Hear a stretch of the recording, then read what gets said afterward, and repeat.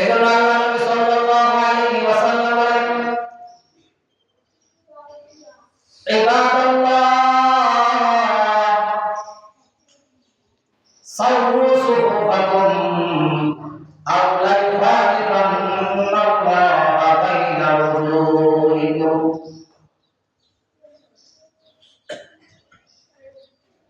মুনাফিকরা হাজারো প্রতারণা করবে, তাদের হাজারো পন্থা আছে মুনাফিকি করা, কিন্তু মুনাফিকির খাসলত, মুনাফিকির অভ্যাস মুসলমানদের ভিতরে আনতে পারবে না।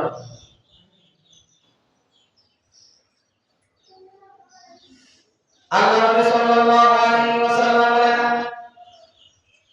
মুনাফিক ব্যক্তি শুধু মসজিদের বাইরে মুনাফিকি করে নাই, বরং সব মসজিদে ঢোকার পরে মুনাফিকি করে। তারা আমার সাথে প্রতারণা করে, আমার সাথে ধোঁকাবাজি করে। আল্লাহ রাব্বুল আলামিন বলেন, তারা কিভাবে প্রতারণা করে, নামাজের মধ্যেও প্রতারণা করে। মুনাফিকরা নামাজের ভিতরে প্রতারণা করে, ধোঁকাবাজি করে, ধোঁকা দিতে চায়। যেরকম হাদিস বলে আল্লাহ নবী সাল্লাল্লাহু আলাইহি ওয়াসাল্লাম বলেন,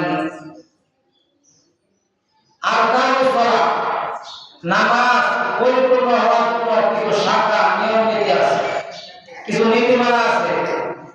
যেরকম নামাজের মধ্যে রুকু সিজদা আছে, বসা, কওমা, জলসা এগুলো আছে, কেরাত করতে হয়, তাশাহুদ, দুরূদ শরীফ এগুলো পড়তে হয়। এগুলো তো আমরা জানি সাধারণত। এগুলো ছাড়া আরো কিছু বৈশিষ্ট্য আছে, যে সমস্ত বৈশিষ্ট্যগুলো হচ্ছে মুনাফিকরা ধোঁকা দিত। তার মধ্যে একটা হলো তাসবিয়াতুস সুফুফ, অর্থাৎ কাতার সোজা করা। নামাজের মধ্যে আমরা কাতার সোজা করি, একটা